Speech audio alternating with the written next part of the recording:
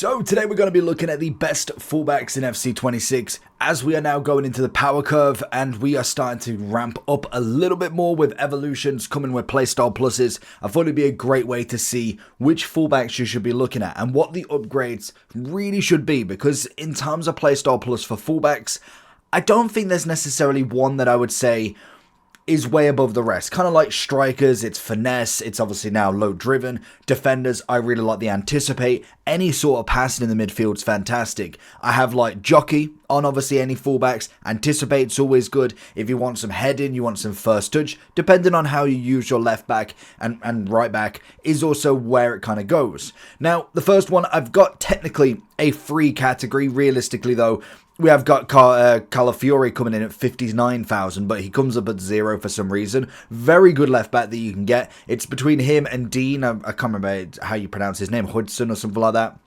Or Hudson. Very good option between both of them. I do think as a left back goes, one of the better ones that you could actually find in here, especially when you are looking at Prem. Stats wise looks pretty good. Very, very nice card that I would say is worth a looking at the minimum.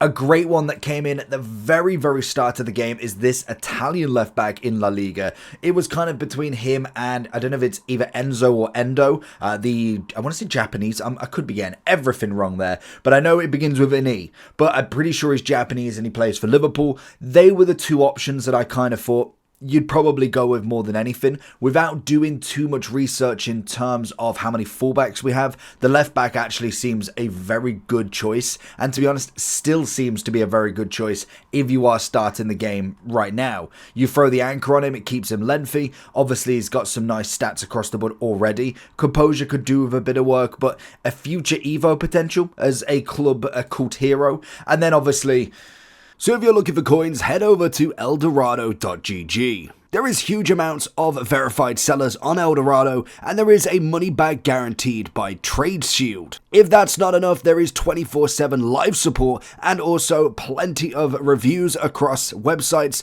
that will definitely put your mind at ease. And as always, before you check out, make sure that you are using the code JT11 for 5% off every single order. Back to the video.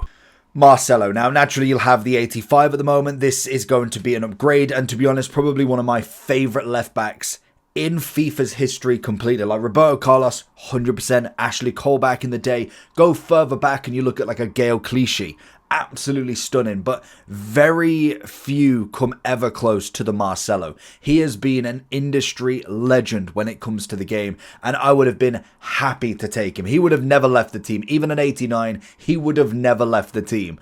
Absolutely stunning if you've got him. Flex it in the comments if you did manage to get him, because I haven't seen many of him, but he does look stunning, and we have got the icon version that will be in the kind of later version, so he would be one I would be very willing to look at.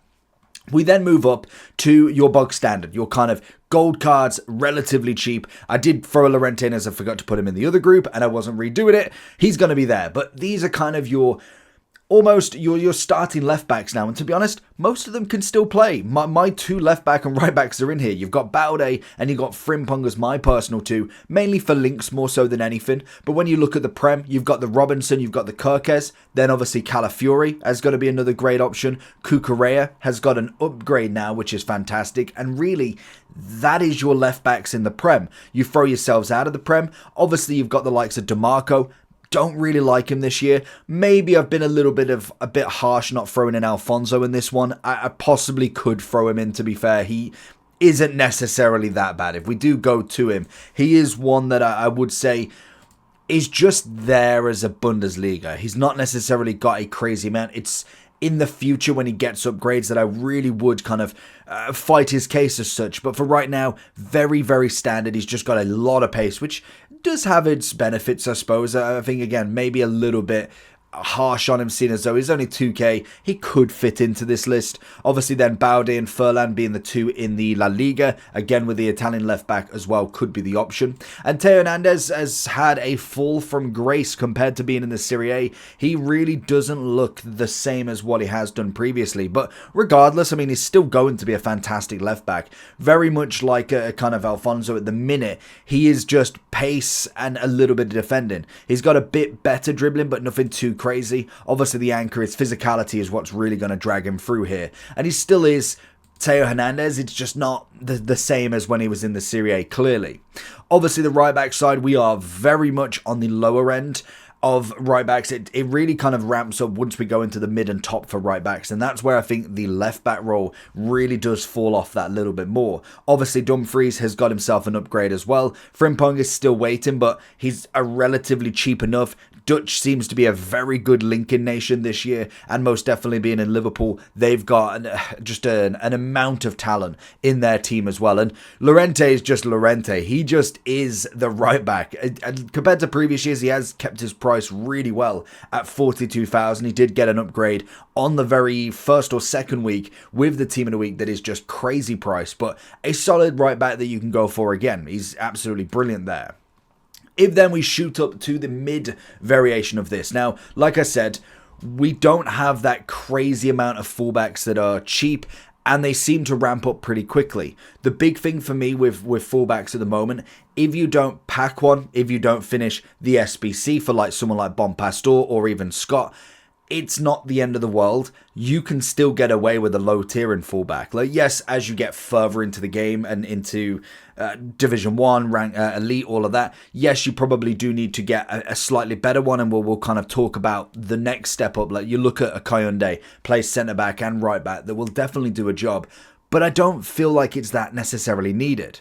Now, if we are taking a look through, obviously, Reece James being an SBC, fantastic for a very starter SBC, the very first one on the game at 41,000. Very, very nice card to get. We've got, obviously, Lucy Bronze. We've got an upgraded Cucurella. And in terms of upgrades, you're probably seeing more so than anything, if the player hasn't necessarily got the pace, they're at least ranking it up a little bit more than what they possibly should do. Going from an 84 to an 86 with 8 pace is absolutely massive for someone like Cucurella. And I must admit, Bronze's stats, they're a huge pace upgrade as well, but you just look at everything else, ones across the board, and the stats look absolutely exquisite. You've obviously got a very all-rounded, very high-end on the kind of stats right back here. She most definitely could potentially move herself into a CDM role with maybe, I don't know, it won't be Ultimate Screen, but like Winter Wildcard has kind of been the mid-tier shapeshifters where they do move position. Obviously, that is kind of endgame as well. She could potentially, with them stats, if that's what they're kind of going off,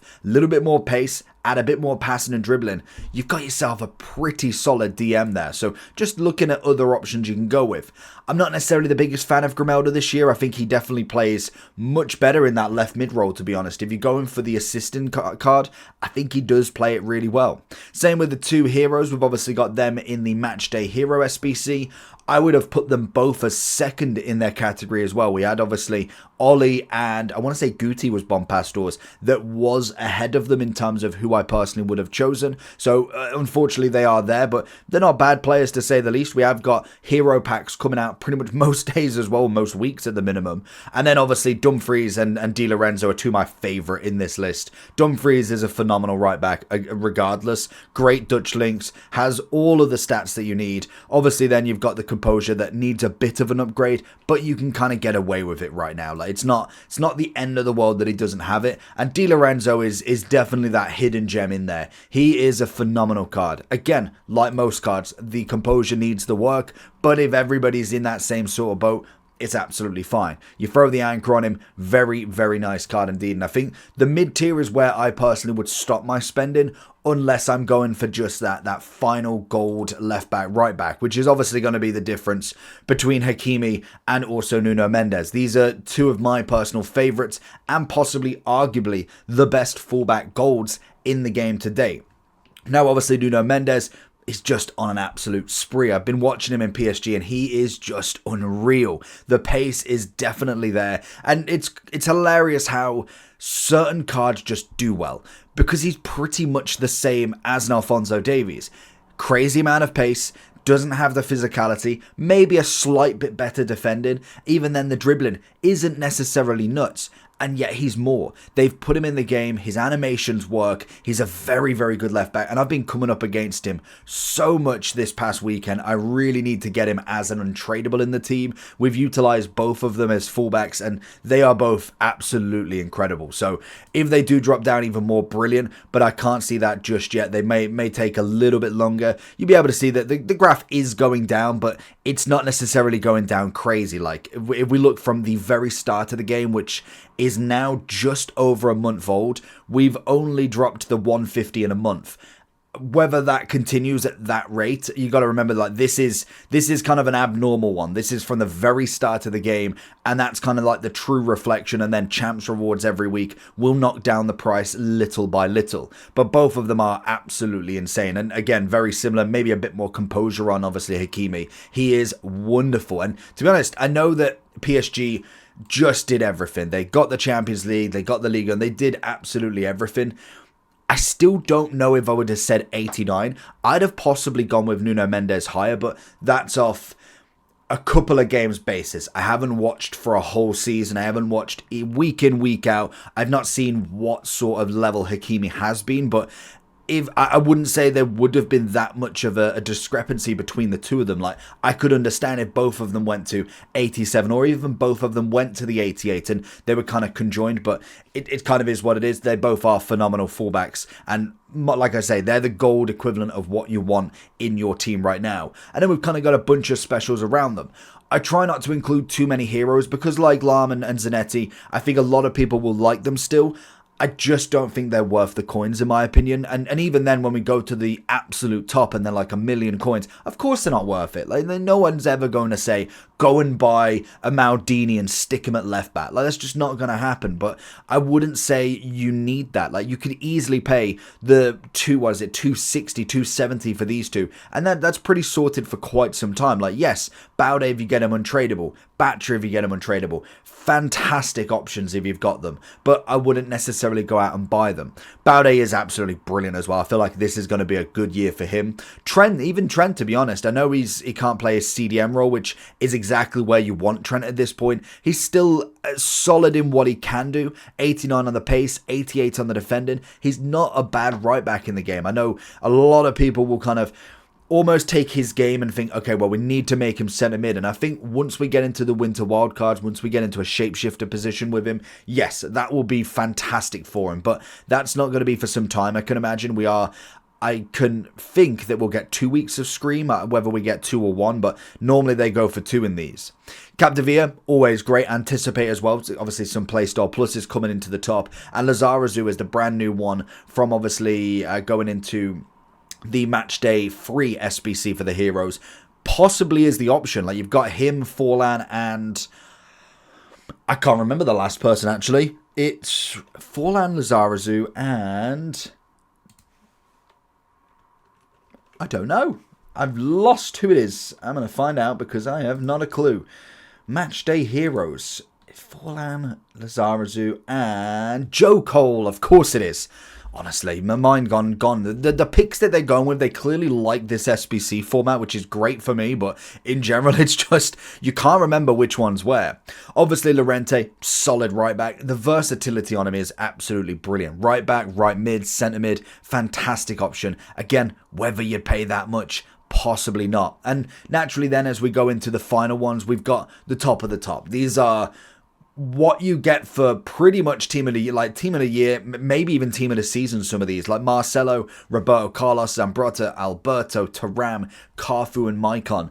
These are what we can see at the moment as the best fullbacks that you can physically get for price, for rating, until we see the ultimate scream right back with 99 defending, or we get into a player of the month of somebody like Nuno Mendes, for instance. Then yes, we could possibly argue between them, but these are going to be the best that you can get. Marcelo obviously coming in fantastic, and he might have actually stolen Roberto Carlos's thunder here. Some great pace. Obviously the dribbling is fantastic. He's got some great passing. He's not necessarily got as many shooting options as I'd like, but defending physical can do with the upgrade, and we are seeing that we are getting heroes in the ultimate scream, so we could potentially see some icons coming very soon. And Roberto Carlos is Roberto Carlos. He's got his dead ball plus. He's only a 3-star, 2-star in this though, which is a little bit woeful. Still has his shot power and long shot, which is always nice, and has a lot more on that defending physical, which will do very, very well. Whereas in terms of right back, as much as I love Maicon, Carlos Alberto is definitely going to take the cake with this one. I don't think there's really much you can go off the versatility and going into centre back. He could play the fullback plus, which is my personal favourite. He's obviously going to be the absolute top of the top here. So let me know down below who your fullbacks are. We will hopefully cover this in a month or two's time once we start to get a good spread of specials and really start to see that power curve starting to go up again. But leave it down below. Make sure you like and subscribe, and I'll catch you all for the next one. Peace.